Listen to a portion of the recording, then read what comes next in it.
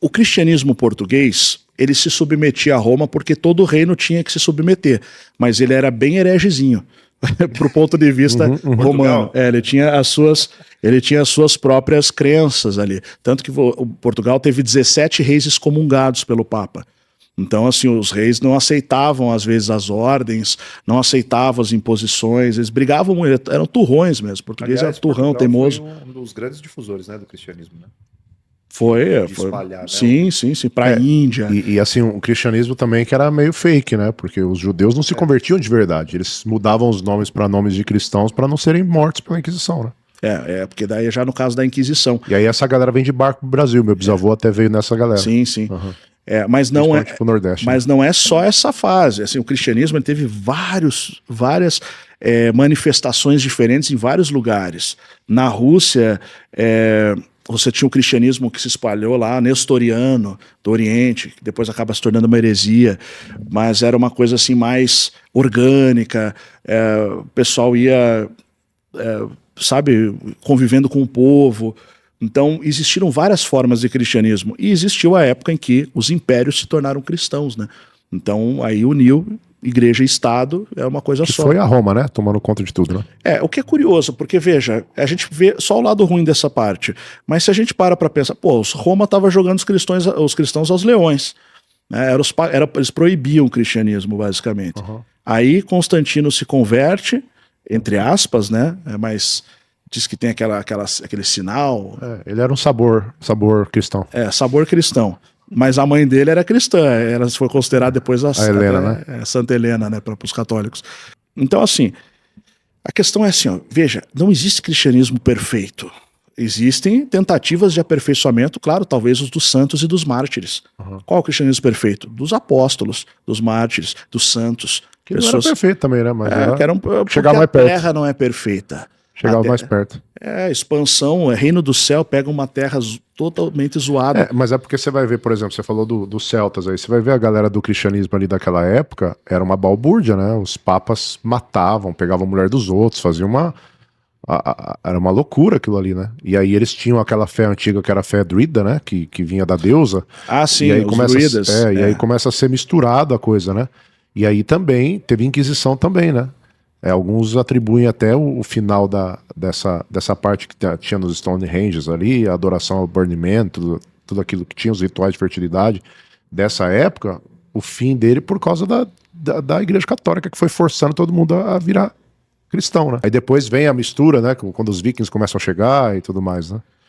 Quando Roma pagã, primeiro Roma pagã, ela vai se tornar cristã, né? Mas quando cai Roma no Ocidente, no século V, os bárbaros conquistam. Acho que é no quinto século. Aí os bárbaros eram pagãos. Aí os caras que permanecem lá... E quinto século é início dos muçulmanos também, né? Do Islã, né? Alguns judeus dizem que o Islã é filho da Igreja Católica, literalmente. Eu vi isso de rabinos em Israel. Não sei, sabe? Porque assim, eles estavam lá guardando a Kaaba. Eles eram os guardiões da Kaaba, a família de Maomé, né? Aquele cubo preto que tem lá. Aí, de repente, os caras se convertem, o Maomé se converte em uma visão lá e destrói todo o terreiro ali que tinha ali dentro, ali, as estátuas dos deuses da Arábia pré-islâmica. E aí surge o Islã, né? Então, a gente tem uma história que ela veio do Oriente para o Ocidente, trazendo o cristianismo de uma terra, numa humanidade que é totalmente imperfeita, vivendo de todas as piores maneiras, praticando a bruxaria como religião, né, o paganismo de todas as formas, rituais, sacrifícios. Não falo aqui de bruxaria Wicca, né, de hoje, que as meninas vão lá fazer chazinho de ervas e outras coisas, rituaizinhos. Não, tô falando de coisa pesada, né? Ritual de fertilidade pra cima, né? Ritual de fertilidade, sacrifício, lá no Oriente também passavam os filhos pelo fogo. Desde o Antigo Testamento é falado sobre isso. Em outras palavras, o bagulho era louco, né? E aí a gente começa a ter uma mudança. A gente vai transicionar o mundo daquela situação para algo mais próximo da ordem celestial. É o reino dos céus, que chega à Terra com aparência invisível dentro de você. E aí começa a expandir modelos, isso vai transcender os indivíduos e vai começar a estabelecer modelos de governo e tal, imperfeitos como todo humano era, mas que tentavam espelhar o celestial. Você está querendo dizer que de certa forma foi bom. Foi melhor do que estava antes. A Igreja Católica acabou mudando muito a história de muita coisa, conservando outras coisas. A própria Jerusalém foi conservada pela Igreja Católica praticamente, senão não teria mais nada lá. Porque se não fosse assim, o que ia ser? Só se Deus descesse com um exército de anjos e obrigasse todo mundo a... É como se Deus tivesse usado a Igreja Católica para isso. Usou as pessoas, né? A Igreja Católica, a Igreja Ortodoxa, a Igreja Bizantina, a Igreja Copta. Foi espalhado, né? O cristianismo foi espalhado. E outra, a gente estava falando aquela hora, começou falando da Bíblia, né? Veja, o cristianismo, eu acho que ele se deu muito bem durante 1.600 anos, né? Em termos políticos, de conversão, de dominância, mesmo sem o acesso à Bíblia. O pessoal foi ter acesso mesmo à Bíblia e começar a fazer um cristianismo com base na Bíblia após a Reforma. E mesmo antes disso, o cristianismo dominou o mundo só na base da pregação da palavra. Então veja bem, cara. Isso se torna um problema até hoje, né? Porque era muito orgânico, né? Exatamente. Era aquela palavra passada do ancião, da família. E cada povo tinha suas características, tinha seus ritos, suas tradições, né? Então cada um ia se converter de um jeito. É como você pegar uma pessoa, onde que ela está hoje?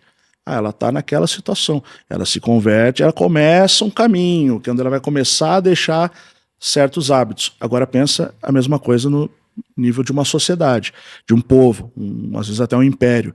Então, a mudança partia do ponto onde cada um estava, e não do ideal a ser alcançado. O direcionamento era aquele, mas leva um tempo, é um processo. Então é isso que às vezes as pessoas não entendem. E a Igreja Católica, na época, o que ela fez? Ela foi convertendo símbolos, signos, na verdade, né? Sinais com significados. Então, se um símbolo significava alguma coisa, ela passa a dar outro significado. Dessa forma, ao longo do passar das gerações, as pessoas deixavam de celebrar lá o solstício, não sei o quê, para celebrar o nascimento de Jesus, por exemplo. Mesmo que não fosse na data específica. Mas mudava a tradição, porque um símbolo ele só tem poder a partir do momento que ele se torna um signo. Tá? Ele adquire um significado inerente. Isso é um princípio que é utilizado até entre os ocultistas na magia, né? Eles fazem lá os seus sigilos e coisa arada. Então, se você não tem significado para um lastro, né? Porque não é um princípio de ocultismo, então, de magia. Só se torna poderoso a partir do momento que ele se torna um signo. Ele ganha um significado inerente. Com o símbolo. Porque o símbolo por si só, um círculo. Agora, se esse círculo representa para mim força, eu olho para aquilo ali e me dá força. Mais pessoas começam a olhar para isso. É o que aconteceu com a cruz, por exemplo.